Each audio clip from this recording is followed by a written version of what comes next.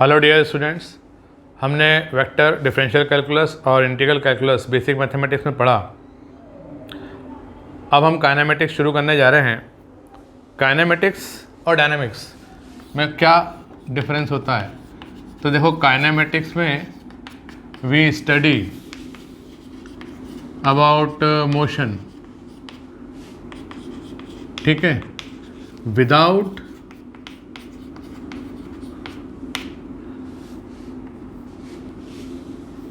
emphasizing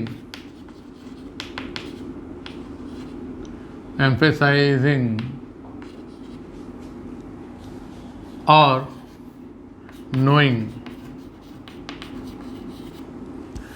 cause of motion, that is force। और दूसरा part होता है डायनामिक्स, जो न्यूटन लॉ ऑफ मोशन से हमारा शुरू होता है, in which cause of motion,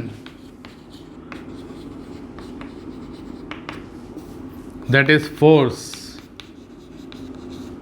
is involve, and then we analyse motion. Analyse motion का मतलब displacement, velocity, acceleration etcetera, distance travelled, ये सब निकालना।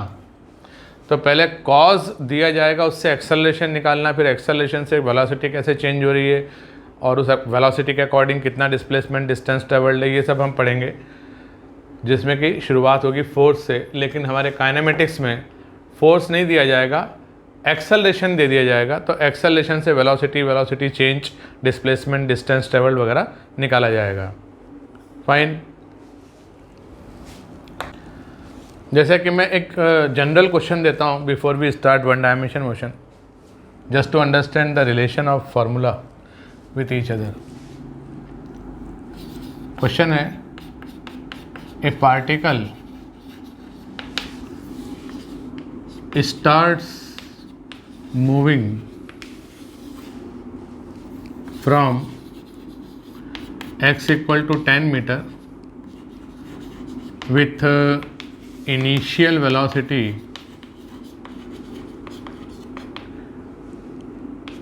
5 meter per second and acceleration varying with time as a is equal to t square meter per second square, where t is time in seconds. Find displacement and velocity at t equal to 5 second. ठीक है, क्या question है कि particle x equal to 10 metre से u equal to 5 metre per second से acceleration varying with time as a equal to t square से motion start करता है। तो time t equal to 5 second पर, time t equal to 5 second पर उसकी position क्या है, तो उससे डिस्प्लेसमेंट आ जाएगा। उसकी वेलोसिटी क्या है वो पूछी है। तो फार्मूला क्या यूज़ होगा? एक्सेलरेशन होता है dv बाई dt। एक्सेलरेशन से कहानी शुरू हुई, तो एक तरफ dv और एक तरफ a dt, और फिर इसको हम करेंगे इंटीग्रेट। तो एक्सेलरेशन क्या दिया है? t स्क्वायर, उसकी वैल्यू पुट कर दी कि टाइम t इक्वल टू 0 पर इनिशियल वेलोसिटी थी 5, तो time t equal to t पर होगी वेलोसिटी v, निकालो कितनी, तो इंटीग्रेट करेंगे तो आएगा v minus 5 is equal to t cube upon 3। तो हमारे पास एक्सप्रेशन आ गया v का t cube upon 3 plus 5 metre per second. तो हम t इक्वल टू 5 सेकेंड पर वेलोसिटी कितनी पाते हैं? तो t इक्वल टू 5 रख दीजिए, तो ये हो जाएगा 125 अपॉन 3 एलसीएम लिया, 5 3 15 प्लस 125 140 अपॉन 3 मीटर पर सेकंड, ऐसा आ जाएगा। अब बात आ रही है डिस्प्लेसमेंट की। तो डिस्प्लेसमेंट क्या है? डिस्प्लेसमेंट ये है, ये x फाइनल है, ये x इनिशियल है और ये डिस्प्लेसमेंट है। यहाँ वेलोसिटी v तो आपने निकाल ही दिया, इनिशियल वेलोसिटी u आपको दिया हुआ था 5। तो v के एक्सप्रेशन को इंटीग्रेट करने पर पोजीशन निकलेगा, तो उससे डिस्प्लेसमेंट निकलेगा। वेलोसिटी का पॉजिटिव आने का मतलब है कि पॉजिटिव प्लस आई कैप डायरेक्शन में डायरेक्टेड है। अब देखिए हमारे पास फार्मूला है dv is equal to dx by dt is equal to velocity, और वेलोसिटी का एक्सप्रेशन अभी हमने फाइंड किया टी क्यूब बाई 3 प्लस 5।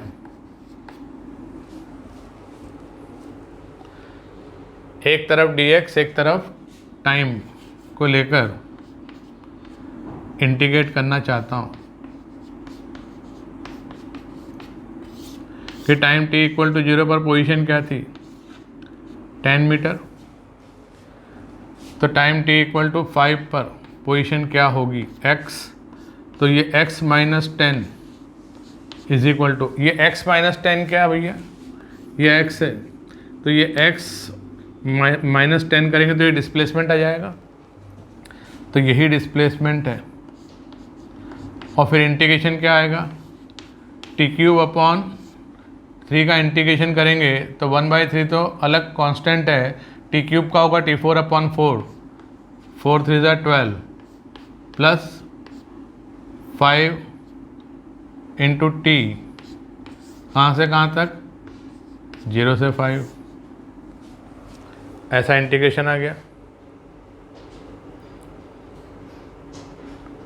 अब 5 रखो तो डिस्प्लेसमेंट आ जाएगा, 5 रखा तो कितना हुआ? 625 अपॉन 12 प्लस 25। एलसीएम लेकर जो आए उतना आंसर आ जाएगा। तो ये कितना आएगा? ये तो हो जाएगा 300, 25 इंटू 10 मतलब 250, 25 इंटू 2 यानी 50, तो ये 25 इंटू 12 मतलब 300। 300 प्लस 625 925 अपॉन 12 मीटर, ये डिस्प्लेसमेंट आ गया। इस तरह से हमने इस क्वेश्चन को हमारे जो डिफरेंशियल कैलकुलस, इंटीग्रल कैलकुलस के फार्मूले थे उनका यूज़ करके इस क्वेश्चन को हमने कर दिया। ठीक है, तो काइनेमेटिक्स इन 1D जब हम पढ़ेंगे तो उसमें दो तरह के केस बनेंगे। एक्सेलरेशन या तो वेरिएबल है, acceleration is changing with time और changing with position. In that case आपको इंटीग्रेशन की हेल्प लेना पड़ेगी। और अगर एक्सेलरेशन कांस्टेंट है तो यूनिफॉर्मली एक्सेलरेटेड मोशन के केस में कुछ स्पेसिफिक फार्मूले हम डिराइव करके रख लेंगे, जैसे कि v equal to u plus a t, s equal to U T plus half A T square, v square is equal to u square plus twice a dot s, है ना। तो उनका यूज़ करके हम डायरेक्टली आंसर फटाफट निकाल देंगे और उनको इक्वेशंस ऑफ मोशन कहते हैं। तो देखिए काइनेमेटिक्स में हमारे पास दो सिचुएशन बन रही है। एक तो जब एक्सेलरेशन वेरिएबल हो और दूसरा जब एक्सेलरेशन कांस्टेंट हो in magnitude as well as direction, vector, acceleration vector, ठीक है ना। तो इस केस में यूज मेथड ऑफ इंटीग्रेशन, मतलब क्या करना पड़ेगा इसमें कि एक्सेलरेशन को इंटीग्रेट करोगे तो वेलोसिटी आएगी, और फिर वेलोसिटी को इंटीग्रेट करोगे तो डिस्प्लेसमेंट आएगा,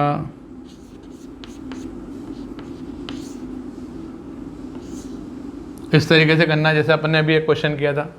और एक्सेलरेशन कांस्टेंट के केस में हमारे पास इक्वेशन ऑफ मोशन होती है v equal to u plus a t, where a is acceleration, t is time interval for which the acceleration was acting and initial velocity was u, final velocity is v, and in that time displacement is ut plus half at square, and v square final velocity का आपने square किया, मतलब speed का square है ये, v square is equal to u square plus 2a dot s। Acceleration and displacement are vector quantity, तो उनका product कौन सा, डॉट प्रोडक्ट। ये तीन इक्वेशंस ऑफ मोशन कहलाती हैं और इसका हम यूज़ करके फटाफट क्वेश्चन का आंसर निकाल सकते हैं। तो ये इक्वेशंस ऑफ मोशन कहाँ से आई, इसको डिराइव करके बताया जाए तो यहीं से डिराइव हो जाएंगी, एक्सेलरेशन से जब आप इंटीग्रेट करके करोगे। चलिए मैं तीनों इक्वेशन डिराइव करता हूँ पहले। तो देखिए एक्सेलरेशन क्या था, dv बाई dt, तो मैं ऐसा लिख सकता हूँ dv is equal to a d t. अब टाइम t इक्वल टू 0 पर इनिशियल वेलोसिटी u है वेक्टर, और time t equal to t पर फाइनल वेलोसिटी v है वेक्टर, तो dv का इंटीग्रल होगा v, लिमिट रखी अपन ने। अब एक्सेलरेशन अगर कांस्टेंट है तो मैंने एक्सेलरेशन कांस्टेंट माना है, यूनिफॉर्मली एक्सेलरेटेड मोशन मैंने मानी है, तो acceleration can be taken out of integration और सिर्फ बचेगा यहाँ dt, तो ये हो जाएगा v minus u is equal to a, और dt का इंटीग्रल t, लिमिट रखेंगे तो t वाली काम करेगी, 0 तो 0 हो जाएगा। तो मेरे पास रिलेशन क्या आया, v is equal to u plus a t. ये इक्वेशन नंबर 1 आ गई, मतलब वही इंटीग्रेशन ही तो करा, बस उसका रिजल्ट अपन ने याद कर लिया और उसको इक्वेशन ऑफ मोशन के रूप में स्टैंडर्ड रिजल्ट मान के चल रहे हैं। अब v को क्या लिख सकते हैं, dx बाई डी टी, तो ये dt जो है ना इधर चला गया, ये हो गया u dt plus a T D t. अब इसको इंटीग्रेट करा तो जो कांस्टेंट टर्म्स हैं वो तो बाहर आ जाएंगी, तो मैंने क्या लिखा, dx is equal to u. आगे किसी भी समय पर आप पूछोगे कि इनिशियल वेलोसिटी क्या थी, t इक्वल टू 0 पर वेलोसिटी क्या थी, तो आंसर वही आएगा u, तो u does not change with time, so it can be taken out of integration. Similarly here acceleration is constant, therefore it can also be taken out of integration. अब time t equal to 0 के corresponding initial position थी x initial, और time t equal to t के corresponding final position है x final. Integrate करेंगे तो dx का integral आएगा x, तो मेरे पास आएगा x final minus x initial is equal to U T plus half A T square. T का इंटीग्रल क्या हो जाएगा, टी स्क्वायर बाई 2, और x final minus x initial क्या है, पार्टिकल x एक्सिस पर चल रहा है, ये उसकी इनिशियल पोजीशन थी, ये उसकी फाइनल पोजीशन है, ये x इनिशियल है, ये x फाइनल है, तो ये x final minus x initial क्या हो जाएगा, डिस्प्लेसमेंट हो जाएगा। तो ये हमारे पास फार्मूला आ गया डिस्प्लेसमेंट वाला, equation number 2, s is equal to U T plus half A T square. तीसरी इक्वेशन निकालने के लिए हमने acceleration instantaneous v d v by d x ऐसा लिख सकते हैं।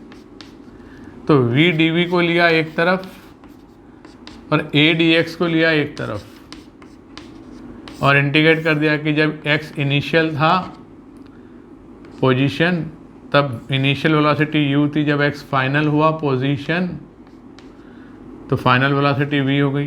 तो इसका इंटीग्रल करेंगे तो v डॉट v मतलब v स्क्वायर होता है, तो v का इंटीग्रल होगा v स्क्वायर बाई 2, लिमिट रखेंगे तो ये ऐसा आएगा। और यहाँ से acceleration is constant, it can be taken out of integration, तो अंदर क्या बचा सिर्फ dx, x इनिशियल से x फाइनल। तो dx का इंटीग्रल करेंगे तो क्या आएगा x, लिमिट रखेंगे तो क्या आएगा x final minus x initial.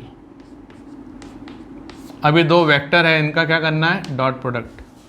अब x final minus x initial क्या है डिस्प्लेसमेंट s, तो हमारे पास क्या रिलेशन आया v square minus u square upon 2 is equal to a dot s। तो फाइनली क्या आ जाएगा v square is equal to u square plus twice a dot s। ये हमारी थर्ड इक्वेशन आ गई।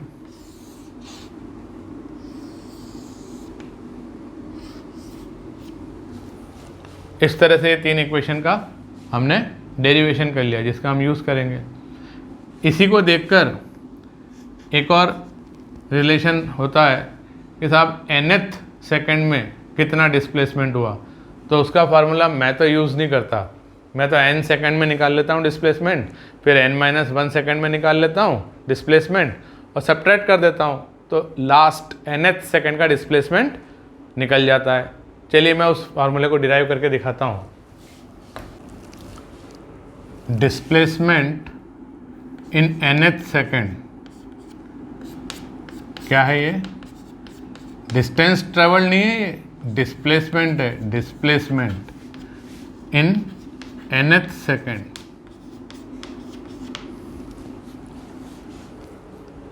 और ध्यान रहे ये 1 सेकंड होना चाहिए nth, हाफ सेकंड ऐसा नहीं चलेगा। 10th second, 9th second, 8th second, 7th second, पूरा 1 सेकंड होना चाहिए लास्ट के 1 सेकंड में। तो हम डिस्प्लेसमेंट निकालेंगे टोटल n सेकंड में और फिर n-1 सेकंड में कितना डिस्प्लेसमेंट हुआ था उसको सब्ट्रैक्ट कर देंगे तो क्या आएगा डिस्प्लेसमेंट इन nth सेकंड आ जाएगा। सोचो पार्टिकल ये चला n सेकंड में इतना यहाँ से और n-1 सेकंड में चला इतना, तो nth सेकंड में यानी लास्ट के 1 सेकंड में कितना चला इतना, तो ये हमें निकालना है। तो total displacement in n second में से हमने सब्ट्रैक्ट कर दिया displacement in first n-1 second, तो ये आ गया हमारे पास डिस्प्लेसमेंट इन nth सेकंड। ठीक है, तो ये हो जाएगा u t, कितनी देर चला n second, u t plus half a t square और यहाँ से u t plus half a t square. Subtract करा तो un से un कैंसिल हो गया, बचा only u plus half a। अब n स्क्वायर माइनस n-1 का होल स्क्वायर, तो a square minus b square का फार्मूला लगाया, a square minus b square का, a plus b, a minus b 1 आएगा। तो ये फार्मूला आ गया nth सेकंड के डिस्प्लेसमेंट का, डिस्प्लेसमेंट नॉट डिस्टेंस। ठीक है, अब इसमें देखो डायमेंशनली तो ये तो लेंथ है, लेंथ, और ये क्या है, ये तो वेलोसिटी है, पर यहाँ पर एक 1 भी तो है ना, ये वाला 1 यहाँ लिखा हुआ है जो कि सेकंड में डायमेंशन t रखता है इसलिए इस टर्म का डायमेंशन l हो जाएगा। और इसी प्रकार से यहाँ एक तो ये टर्म है और एक ये टर्म है, A square minus B square करेंगे तो A plus B A minus B, ऐसा करते हैं ना। तो n plus N minus one, N minus of N minus one, तो ये भी सेकंड में है, ये भी सेकंड में है, और ये मीटर पर सेकंड स्क्वायर में है।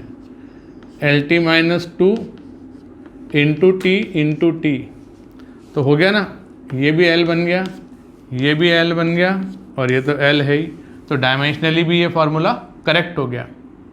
बस इसमें बात ये ध्यान रखना है कि ये लास्ट के nth सेकंड की बात चल रही है, इसलिए अपन ने ये n टोटल में से 1 सेकंड सेपरेट किया, या n माइनस 1 सेकंड का डिस्प्लेसमेंट निकाला। तो ये 1 सेकंड का इंटरवल होना चाहिए, nth सेकंड मतलब 1 सेकंड होना चाहिए। जैसे आखिरी के आधे सेकंड में कितना चला ये बताओ, तो n इक्वल टू हाफ रख देंगे, ऐसा काम नहीं चलेगा। ठीक है, तो एक क्वेश्चन करते हैं। A particle starts moving with initial velocity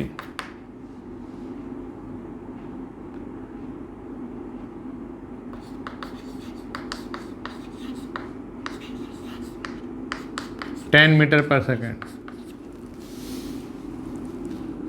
अब प्लस 10 मीटर पर सेकेंड लिखा है, मतलब पॉजिटिव आई कैप डायरेक्शन में जा रहा है। ये वेलोसिटी का डायरेक्शन क्या है, पॉजिटिव मतलब प्लस आई कैप, नेगेटिव मतलब माइनस आई कैप।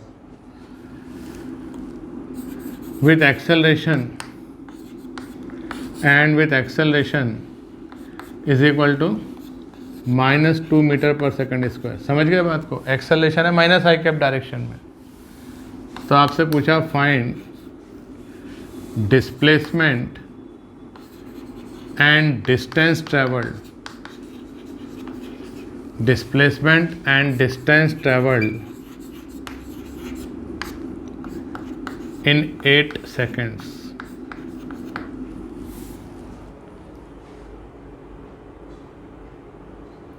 तो सॉल्यूशन, चूंकि एक्सेलरेशन कांस्टेंट है, therefore we can use equations of motion. तो मैंने डिस्प्लेसमेंट निकालने का फॉर्मूला लगा दिया, s equal to U T plus half A T square. Initial velocity 10 metre per second, time interval कितनी देर, 8 सेकेंड।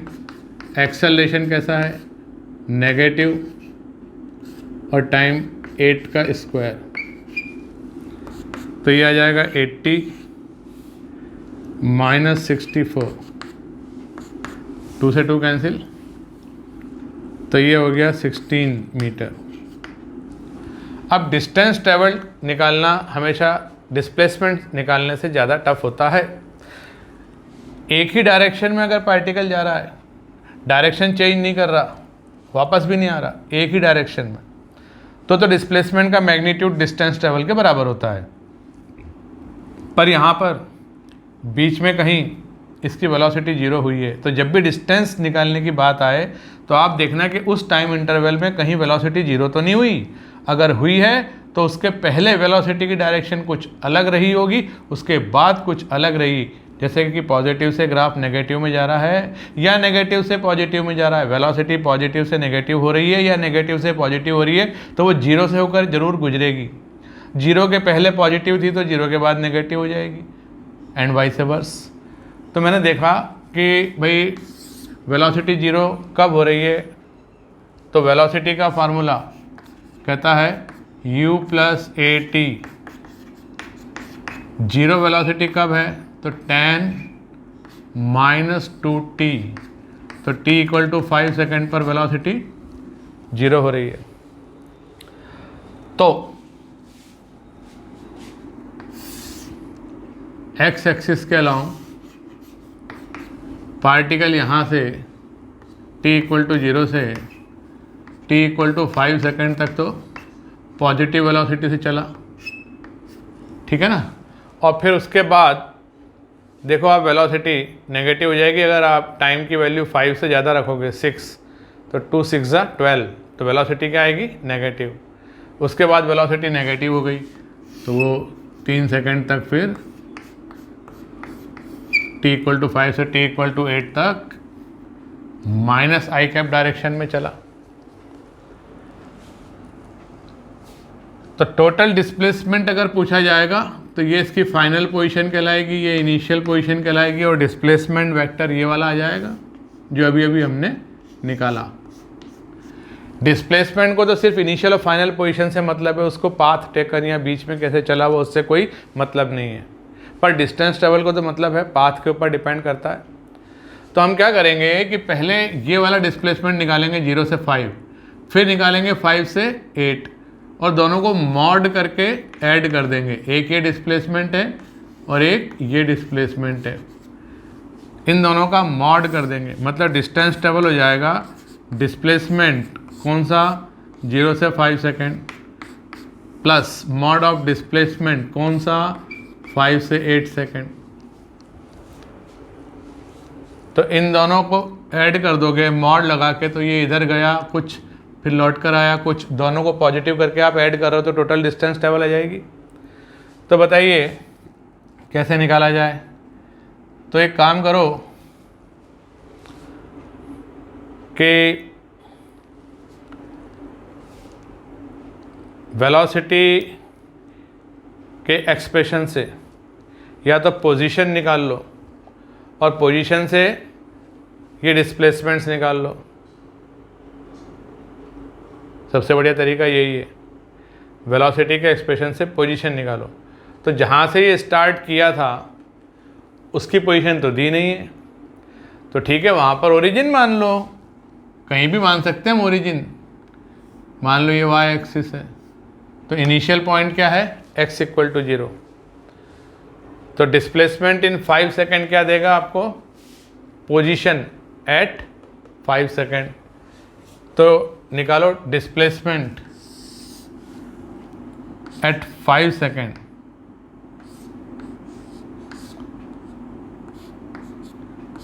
तो ये आएगा ut plus half a t²। ये हो जाएगा -25, ये हो जाएगा 50, तो ये हो जाएगा 25। इतना डिस्प्लेसमेंट हुआ साहब। यहाँ पर पोजीशन क्या हो जाएगी? x = 25। यहाँ शुरुआत में क्या थी? x = 0। तो ये वाला डिस्प्लेसमेंट आ गया। S1 कितना आया? 25 मीटर। अब S2 निकालना है, तो S2 के लिए यहाँ से यहाँ तक मोशन को एनालाइज करो।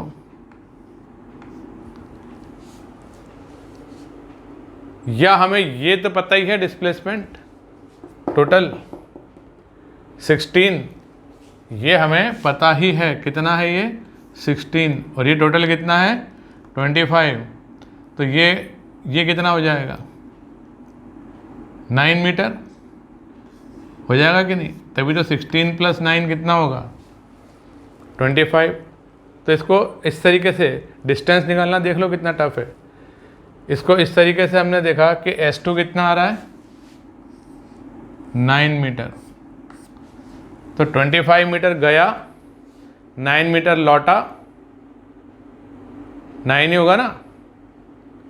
हाँ, तो डिस्प्लेसमेंट तो आया 16 और डिस्टेंस ट्रेवल 25 + 9 = 34 मीटर।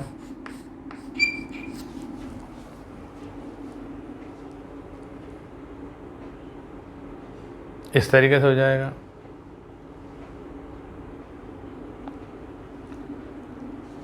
नेक्स्ट, इसके लिए एक अल्टरनेट मेथड भी हो सकती है कि मैं पहले v के एक्सप्रेशन से v = u + at, v को dx/dt लिखकर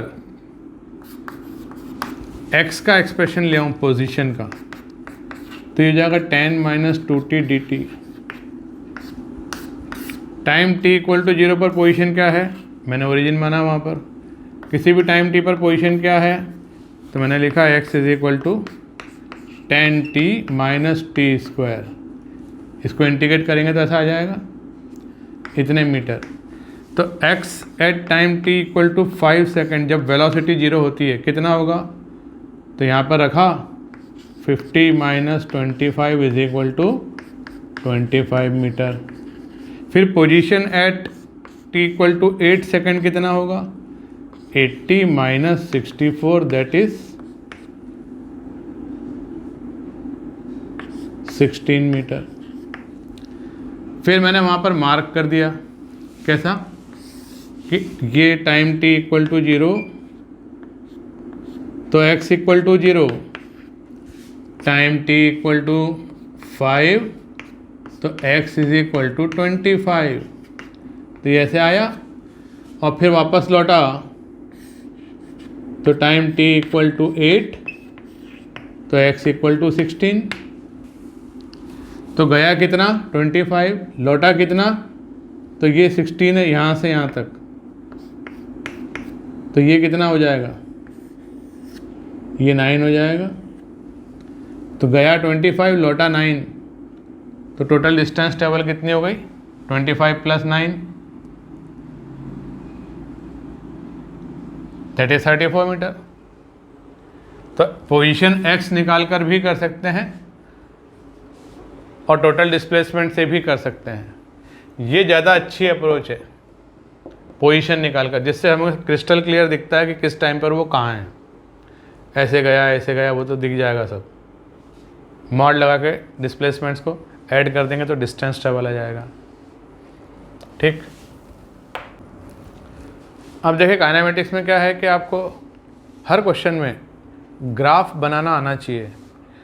कोई भी चीज़ आप निकाल रहे हैं, displacement, velocity as a function of time, तो displacement versus time, displacement versus velocity, velocity versus displacement, velocity versus time, कोई भी दो फिजिकल क्वांटिटी के बीच में ग्राफ बनाने की कला आपको आना चाहिए। ऐसा नहीं कि ग्राफ थ्योरी हम अलग से पढ़ लेंगे, एक कैप्सूल खाएंगे तो ग्राफ बनाना आ जाएगा, ऐसा नहीं होता है। हर एक क्वेश्चन में आप इमेजिन करो कि अगर इन दोनों के बीच में ग्राफ पूछा होता तो सर हम इसको कैसे बनाते, और बनाने का प्रयास करेंगे, तब सीखते सीखते आप ग्राफ बनाना सीख जाएंगे। बहुत सारी अलग अलग सिचुएशंस आएंगी। तो पहले मैं ग्राफ बनाने के लिए आपको ज़रा डिफरेंशियल और इंटीग्रल के फॉर्मूले रिकॉल करवा देता हूँ। डिफरेंशिएशन में हमने क्या पढ़ा था कि y वर्सेस x ग्राफ का slope, y versus x graph का स्लोप किसी भी लोकेशन पर, स्लोप मतलब यहाँ टेंजेंट ड्रॉ करेंगे और ये टेंजेंट x एक्सिस से थीटा एंगल बना रही है, तो slope of y versus x graph देता है अपने को dy बाई dx। ठीक है, और इसी प्रकार से हमने इंटीग्रेशन में देखा था कि अगर मान लीजिए कि कोई ग्राफ दिया है ऐसा कर्व, तो x इक्वल टू x1 से x इक्वल टू x2 तक ये वाला जो एरिया है, ये एरिया A कैसे निकालते हैं, integral y dx from x equal to x1 to x equal to x2। Limit किसकी रखते हैं, जिसके रिस्पेक्ट में इंटीग्रेट कर रहे हैं उसकी वैल्यूज़ यहाँ पर लिमिट के रूप में आती हैं। तो ये एरिया अंडर कर्व कहलाता है। तो यहाँ पर अगर वेलोसिटी होती, यहाँ पर अगर एक्सेलरेशन होता, यहाँ पर अगर डिस्प्लेसमेंट होता, यहाँ टाइम होता, तो उसका क्या मीनिंग होता, तो अपन एक एक को देख लेते हैं।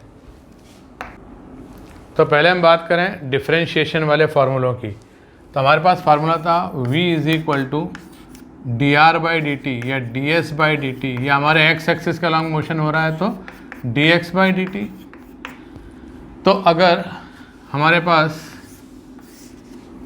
पोजीशन या डिस्प्लेसमेंट वर्सेस टाइम ग्राफ है, तो इसका किसी टाइम t नॉट पर स्लोप क्या देगा, उस टाइम t नॉट पर वेलोसिटी देगा, ये देगा xt ग्राफ का स्लोप।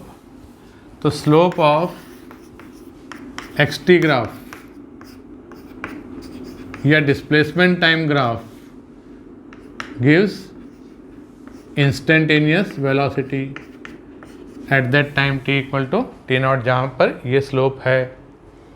दूसरा था हमारे पास एक्सेलरेशन dv बाई dt। तो अगर वेलोसिटी वर्सेस टाइम ग्राफ है हमारे पास, तो किसी टाइम t नॉट पर ये जो ग्राफ का स्लोप है dv बाई dt, ये slope of velocity versus time graph है। कौन? Instantaneous acceleration at that time. ऐसे ही एक्सेलरेशन वर्सेस टाइम ग्राफ हो तो मैंने क्या बताया था आपको डिफरेंशिएशन में कि किसी टाइम टी नॉट पर जब आप ये स्लोप देखोगे तो dA बाई dt क्या होता है? इसको बोलते हैं जर्क। ये आपको इंस्टेंटेनियस वैल्यू ऑफ जर्क देगा at time t equal to t nought. ठीक है। ऐसे ही linear momentum p versus time graph है तो इसका स्लोप क्या हो जाएगा? dy by d x. Y axis पे क्या लिया है? मोमेंटम। एक्स एक्सिस पे क्या लिया है? टाइम। तो dy बाई डी एक्स यानी dp बाई dt क्या होता है? फोर्स। तो उस moment of time T not पर कितना फोर्स पार्टिकल पे लग रहा था? External force.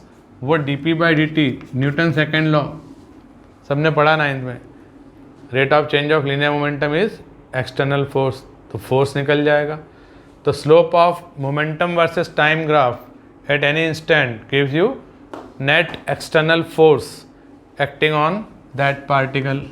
Net external force acting on that particle. इस तरह से हो जाएगा। ठीक है।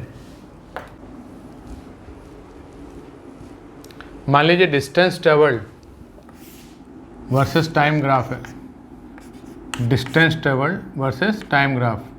डिस्टेंस को कई बार ऐसा एस से भी लिख देते हैं, उस पर वेक्टर नहीं लगाया तो वो डिस्प्लेसमेंट नहीं है।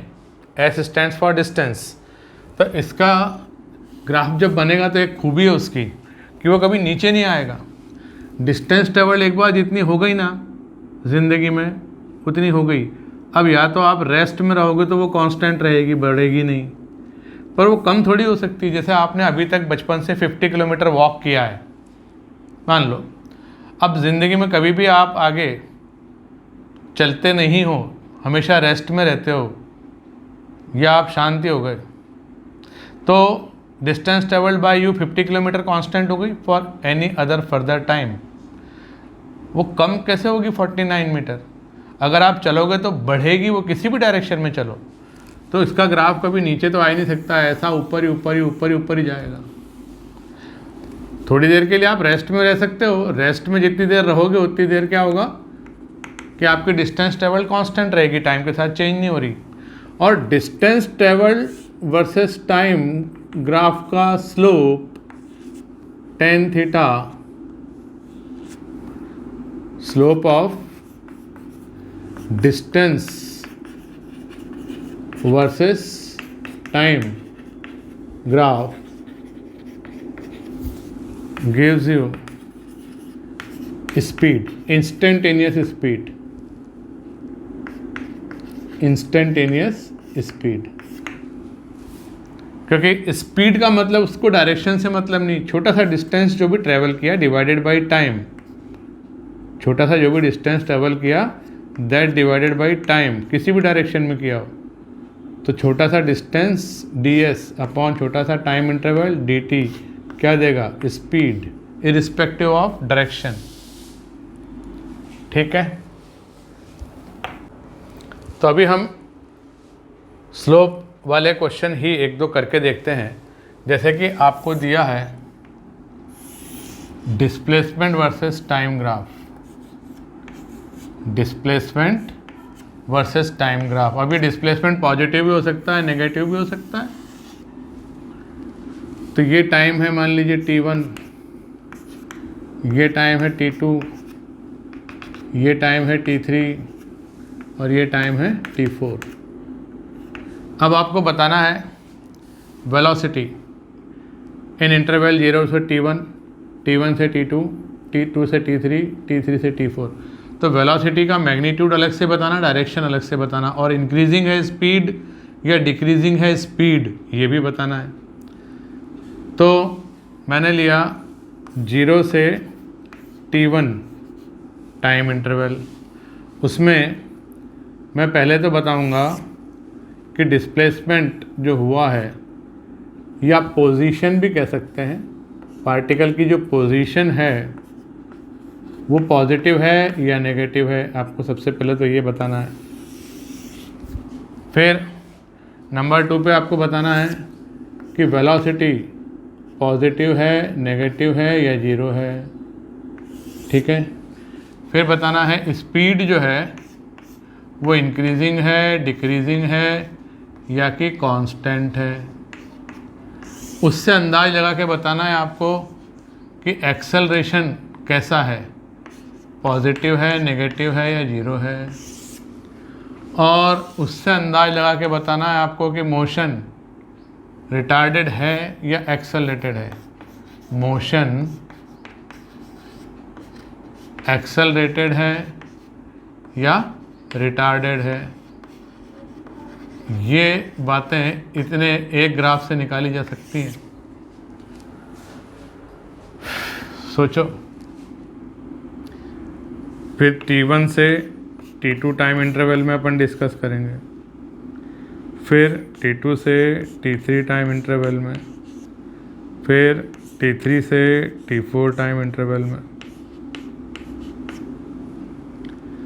तो देखो 0 से लेकर T2 तक पोजीशन अगर आप देखोगे तो ये एक्स एक्सिस के ऊपर हमेशा x पॉजिटिव हो जाएगा और एक्स एक्सिस के नीचे इस लोकेशन पर अगर आप x निकालोगे तो ये x नेगेटिव आएगा। तो 0 से T2 तक पोजीशन कैसी है, पॉजिटिव, और T2 के बाद कैसी है, नेगेटिव। ऑब्वियसली 0 से ऊपर गुजरेगी टाइम T2 पर। अब वेलोसिटी की बात करें तो वेलोसिटी मतलब slope of displacement time graph. तो देखो यहाँ पर ये स्लोप पॉजिटिव है, फिर स्लोप पॉजिटिव तो है लेकिन कम होता जा रहा है, और कम होते होते यहाँ 0 हो गया। तो 0 से T1 टाइम तक वेलोसिटी कैसी है, पॉजिटिव।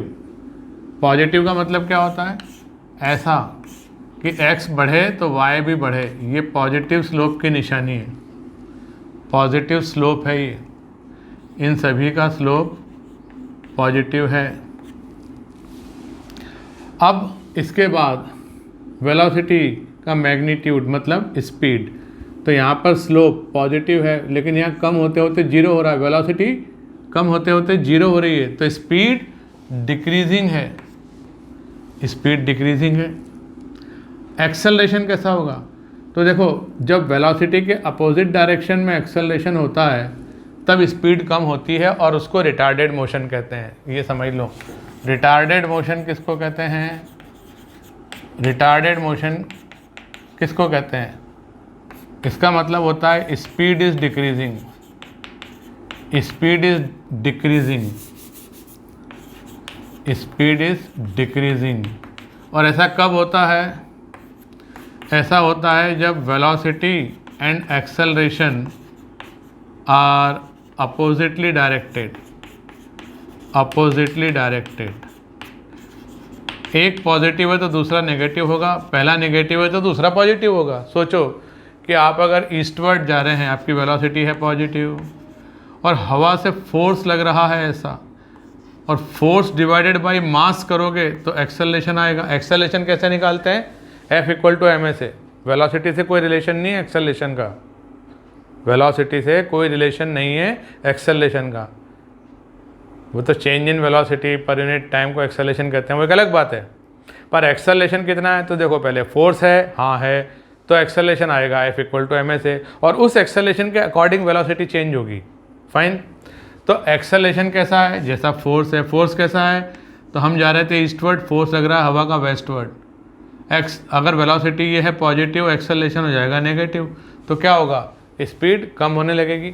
पर इसके अपोजिट अगर आप ऐसे जा रहे हो, वेलोसिटी है नेगेटिव आई कैप में और एक्सेलरेशन, तो हवा का फोर्स ऐसा लग रहा है तो एक्सेलरेशन भी ऐसा है, कैसा, पॉजिटिव, तो अभी भी तो स्पीड कम होगी। आपकी वेलोसिटी है वेस्टवर्ड और हवा चल रही है ईस्टवर्ड, तो आपकी स्पीड कम होती जाएगी, तो आपको लगेगा मोशन एक्सेलरेट नहीं हो रही, रिटार्ड हो रही है। रिटार्डेड मोशन मतलब स्पीड इज डिक्रीजिंग।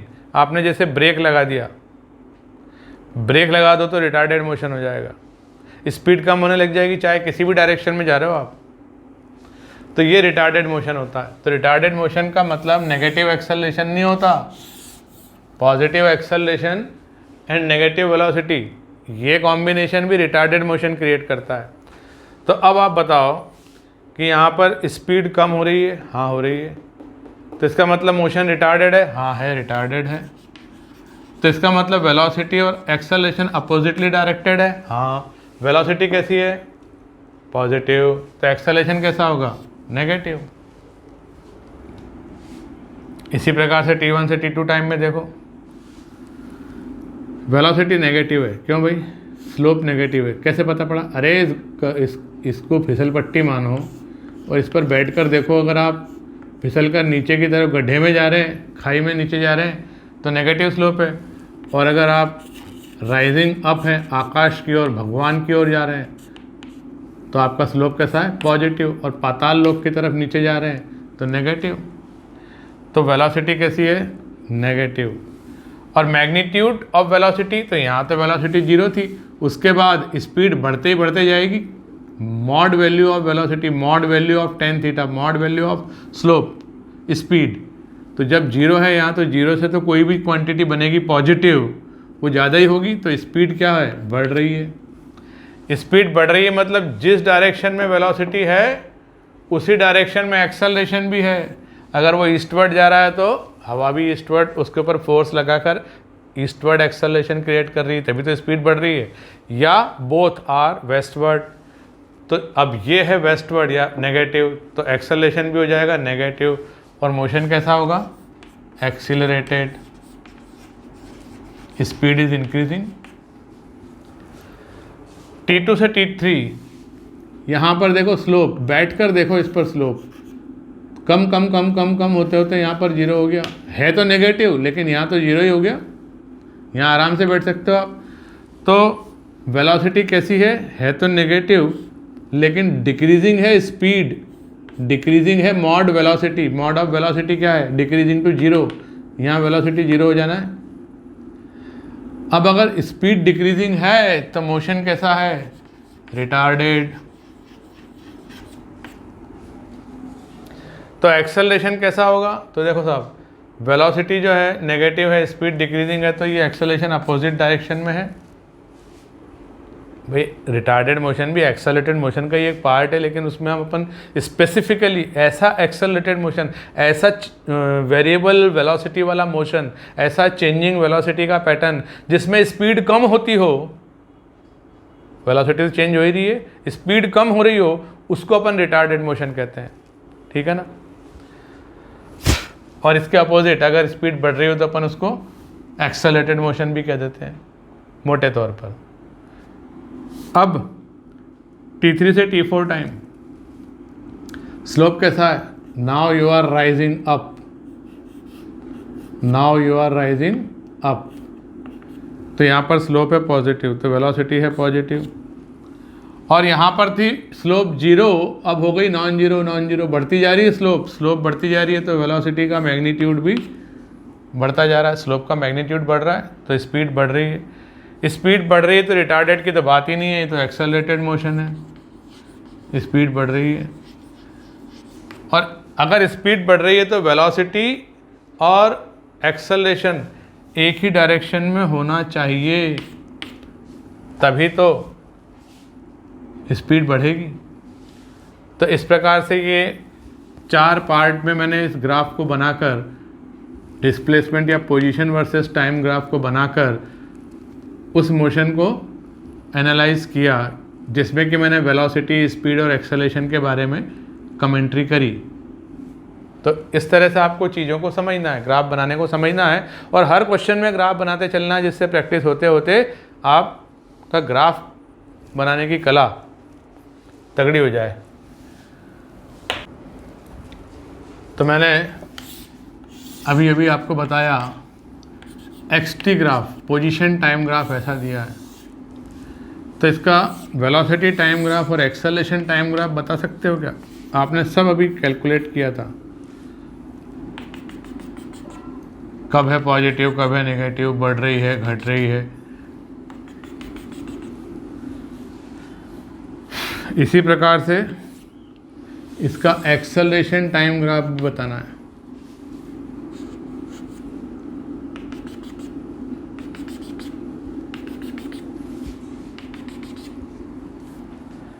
कैसे बनाओगे? तो साहब इसका वेलोसिटी अभी पॉजिटिव है, फिर कम होते होते जीरो हुई, पॉजिटिव है, फिर कम होते होते जीरो हुई, तो स्ट्रेट लाइन बनेगा क्या? पता नहीं। तो कैसे पता होगा? तो भैया ये ग्राफ कैसा दिख रहा है? साइन ग्राफ दिख रहा है कि नहीं? साइन कर्व दिख रहा है।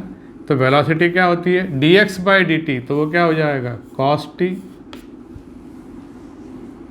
और वेलोसिटी को डिफरेंशिएट करोगे तो एक्सेलरेशन क्या आएगा? तो cos t का डिफरेंशिएशन माइनस साइन टी। तो cos t का ग्राफ कैसा बनेगा? मतलब वेलोसिटी का ग्राफ कैसा बनेगा? जैसा कोसाइन का होता है। कोसाइन का ग्राफ यहाँ से शुरू होता है, cos 0 1, cos 90 0, ऐसा ग्राफ बन जाएगा वेलोसिटी का टाइम के साथ, और एक्सेलरेशन का टाइम के साथ माइनस साइन टी।